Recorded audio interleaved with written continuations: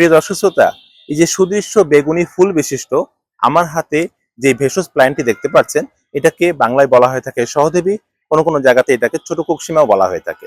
বন্ধুরা, যারা কিনা শুক্র ক্ষয়জনিত পুরুষত্বহীনতা, শারীরিক দুর্বলতা, বিষণ্ণতা, মাথা ঘোরা এবং স্বাস্থ্যহীনতায় ভুগছেন, তাদের জন্য এই ভেষজটি আশীর্বাদ স্বরূপ।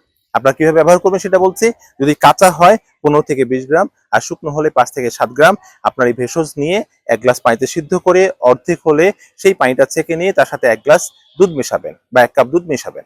অথবা একটা কাজ করতে পারেন, এই ভেষজের কাঁচা রস নেবেন 5 থেকে 6 চা চামচ, তার সাথে 1 কাপ দুধ মিশাবেন, মিশিয়ে তার সাথে সামান্য লাল চিনি বা মধু মিশিয়ে প্রতিদিন সকালবেলা 20 থেকে 30 দিন খালি পেটে সেবন করবেন। আর এই সময়টাতে আপনারা ভাতের সাথে 1 চামচ করে ঘি সেবন করবেন। দেখতে পাবেন ম্যাজিক কাকে বলে।